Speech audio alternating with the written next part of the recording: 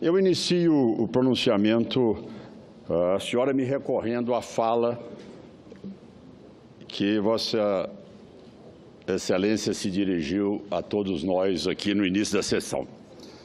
Entre os seus defeitos, Vossa Excelência disse que não está o de quebra de compromisso.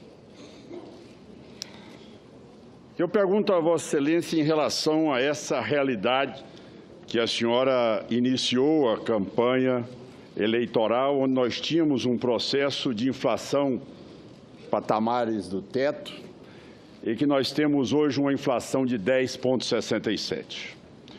Um desemprego que chega hoje a 12 milhões de desempregados. Um PIB de 3,91 positivo, chegando hoje a negativo a 3,85. Eu pergunto a Vossa Excelência, este, por acaso, foi exatamente o discurso de Vossa Excelência para os eleitores? Esse quadro foi desenhado no momento da eleição? Os eleitores teriam votado em Vossa Excelência se eles tivessem a noção que o Brasil caminharia para tudo isso? Quando Vossa Excelência diz que este é um processo que tem muito mais a ver com a crise internacional. Mas como crise internacional, que ela só apareceu no dia 25 de outubro de 2014, depois do segundo turno? Não havia nenhuma previsibilidade, o governo não tinha informação alguma, todo o mercado já sabia. O candidato colocava aquilo a todo momento nos debates. Eu pergunto a Vossa Excelência, neste momento, se trata como sendo uma ação indevida o processo de impeachment, não seria um estelionato eleitoral se dirigir aos eleitores com aquilo que não poderia cumprir?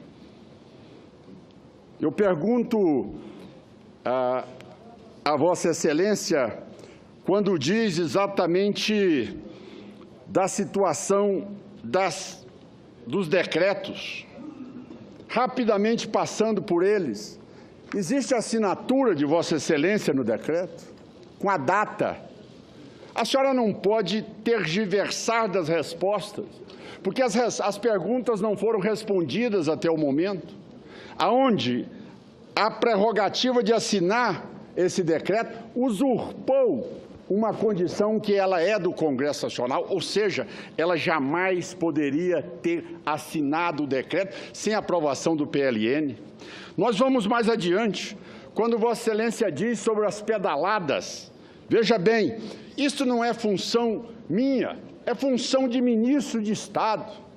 Eu pergunto a Vossa Excelência, que me recorro a um ex-ministro, ao ministro Jacques Wagner, que numa entrevista disse: quem banca a política econômica é a presidente da República. Quem vai bancar a política econômica e quem decide, ouvindo outras pessoas, o ministro é ela. Então, fica claro que a senhora sempre teve o comando da política econômica. Mas um outro ponto que é fundamental, e agora chegando na reta final, é dizer exatamente daquilo em que falam aqui, que, olha, este processo que nós estamos assistindo aqui é um processo que ocorreu das pedaladas, mas isso a presidente não tem noção. É importante o seguinte, que todos prestem atenção. Só o Banco do Brasil, FAT, BNDES e Caixa Econômica não foram pagos semestralmente. Todos os bancos privados foram pagos mensalmente. Todos os bancos privados foram pagos mensalmente.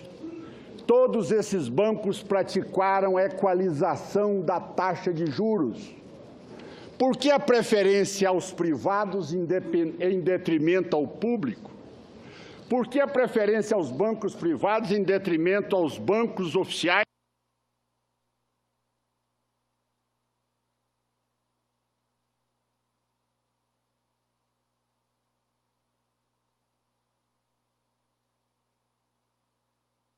Pois não, vamos conceder a palavra ao senador Caiado para terminar.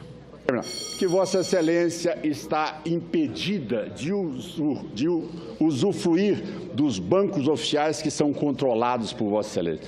Os bancos privados foram pagos, os bancos oficiais tiveram que bancar com 60 bilhões de reais de pedalada. E as opções do governo de Vossa Excelência? Emprestar para estes países, aqui governados por tiranetes, e penalizar programas sociais. Agradeço a Vossa Excelência, senador Caiado. Senhora Presidente, com a palavra. Senador Caiado, meus cumprimentos. Senador Caiado, o governo brasileiro não tem controle sobre a política monetária do Federal Reserve, não tem controle sobre a política monetária do governo americano. Nem nós, nem vocês, nem tampouco o mercado. O ano de 2000, se o senhor não sabe, mas o ano de 2014, aliás, no final de 2013 começa a especulação. Mas quando é que sai do... Quando é que os Estados Unidos param de expandir o crédito livremente, quase 65 bilhões de dólares por ano, por mês, às vezes 40, quando que ele vai parar? Porque o dia que ele parar, o que vai acontecer? O dia que ele parar, os juros americanos vão subir. O dia que os juros americanos vão subir, todas as moedas terão um impacto e sofrerão um grande impacto. E isso aconteceu no mundo independentemente de ser o Brasil. Aconteceu com todas as moedas dos países emergentes, né? Além disso, senador, eu queria dizer que duas coisas têm de ser levadas em consideração. Eu não posso considerar que o Plano Safra feito pelo BB, eu não vou falar dos outros, mas vou usar o Plano Safra como uma referência. O Plano Safra da agricultura comercial e da agricultura familiar, ele era fundamentalmente, desde a época dos governos que o iniciaram, Itamar, Fernando Henrique, Lula e eu, ele é executado substantivamente pelo Banco do Brasil. Como é que os bancos privados entram, senador? Eu escutei isso na última sessão e gostaria de discutir. Os bancos privados entram, senador, através... Eu fui perguntar como é que eles entram. Como é que eles entram? Entram dois bancos cooperativos que têm uma participação menor do que... é bem menor do que 10% no total dos empréstimos. E os demais bancos privados entram via o Banco do Brasil. Então, se o Banco do Brasil quer transferir para algum banco privado a execução de parte, principalmente no que se refere a financiamento do investimento, especificamente de bens de capital, se ele quiser fazer isso, é através dele que o Tesouro se relaciona. O Tesouro não se relaciona diretamente. É diferente do BNDES, que algumas vezes passa, mas mesmo o BNDES passa através dele para os bancos privados. Então, não é possível dizer que nós tivemos um tratamento diferente. O dos bancos cooperativos é muito pequeno, é muito mais fácil de controlar. O pagamento que o Banco do Brasil executa, senador, envolve uma quantidade imensa de operações. São milhares de agricultores, para não dizer milhões de agricultores, pequenos, médios e grandes, que têm várias formas de crédito, não tem uma só. Tem uns, senador, que se pagar, tem bônus da inadimplência, aliás, né? Bônus da adimplência, de não ter inadimplido. Outro, senador, tem outras vantagens. Em cada caso, o Banco do Brasil tem de tratar essa questão. Não é algo que a regra é essa, não, depende do segmento, depende do tamanho do produtor, depende do produto que é financiado. Tem várias questões que estão neste problema, por isso que é muito mais complexo do que dois bancos cooperativos, mas muito mais complexo.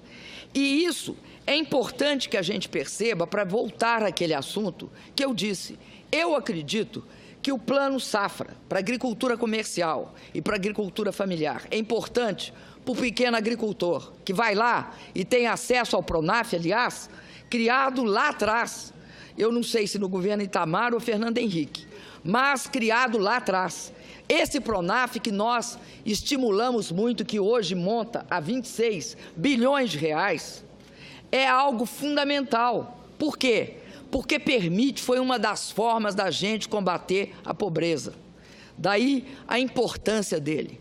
Nós combatemos a pobreza não só através da valorização do salário mínimo, do Bolsa Família, mas também criando uma poderosa agricultura familiar, que tem a sua força baseada no crédito do PRONAF, no programa de aquisição de alimentos, em programas de assistência técnica, em vários outros programas. A mesma coisa, eu tenho orgulho no caso da agricultura comercial, que fornece para o Brasil riqueza, que garante ao Brasil acesso a avultosos recursos na área fundamental das reservas. A agricultura tem um papel muito expressivo no Brasil. Então, eu acredito que a nossa contribuição ao agricultor que se esforça, que coloca seu trabalho, é esse apoio que o governo federal deu ao setor agrícola. Então, a discussão sobre essa questão não é uma discussão que nós definimos. Por que que é? Essa história que a lei está sendo rompida não é verdade. A Constituição estabelece. Eu vou ler a Constituição para ninguém dizer que eu não... Você quer me dar outra vez? O artigo. A Constituição, no seu artigo 67, diz, no inciso 5º, a abertura de crédito suplementar ou especial, sem prévia autorização legislativa e sem indicação dos recursos correspondentes, não pode ser feita. Tá certo? É isso mesmo, a Constituição fala isso. Aí, quem é que deu a autorização legislativa? O Congresso. Não foi eu, não foi ninguém, foi o Congresso. Qual? A Lei Orçamentária de 2015, que estabeleceu no artigo 4º em que condições se podia abrir. O Executivo, é explícito, pode abrir créditos suplementares. Isso é uma coisa. E, portanto, a contabilidade, o decreto de contingenciamento estabelece o limite, impede que esses créditos virem despesa. É a importância da lei de responsabilidade fiscal, a grande conquista na execução orçamentária. Aí, nós chegamos à questão dos bancos. A questão dos bancos era disciplinada pelo Bacen. É algo que a lei permite que se faça, ou seja, a lei estabeleceu em 1992 que haveria subsídio à agricultura. Aliás, a agricultura era o único setor que o pessoal engolia que a gente fizesse subsídio. O único. Então, quando ela estabelece isso, ela cria as condições, regulamenta como é que vai ser isso. É a lei. Ninguém fez isso de cabeça própria. Aí, segunda questão, quem define a metodologia de cálculo e define como é que a gente registra? É o governo? Não. É o Banco Central. É o Banco Central da República. Então, senador, eu digo ao senhor, eu entendo a sua preocupação, eu entendo toda a fala do senhor. E queria finalizar dizendo o seguinte, senador. Veja o senhor, na minha campanha, senador, era criminoso, considerado um absurdo que o Brasil tivesse financiado o Porto de Mariel. Pois muito bem, o presidente Obama tem no registro do seu mandato um grande feito, restabelecer as relações comerciais com Cuba. Acabar com todo o processo de isolamento de Cuba. Sabe por quê, senador? Porque essa é a melhor forma para ajudar a sociedade cubana.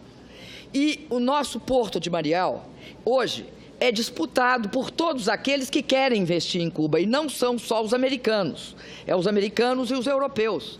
Não podemos supor e ter uma visão fundamentalista, né, ideológica, de uma questão fundamental que é ajudar o povo cubano. E nós sempre tivemos, senador, uma política externa.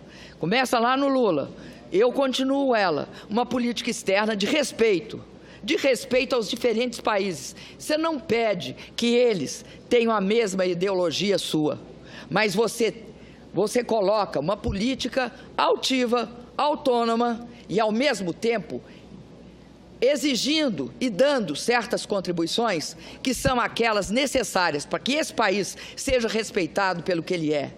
Sabe o que ele é, senador? Uma grande potência regional. Não é imperialista. E não é imperialista porque respeita seus pares, porque nós respeitamos os africanos, nós respeitamos todos os países da América do Sul. Nós temos, senador, o apoio dos africanos, nós tivemos os apoios dos asiáticos. E é esse apoio, senador, que garantiu que o nosso país fosse capaz de eleger como presidente da OMC, a Organização Mundial do Comércio, um brasileiro, que foi capaz de eleger um presidente da FAO. Porque nós não temos uma posição disruptiva, conflitiva. Nós sempre buscamos intervir e garantir uma forma de resolução da crise, sem publicizar, senador, porque a gente respeita os países que estão neste continente e todos os países do mundo nós respeitamos. Muito obrigada, senador.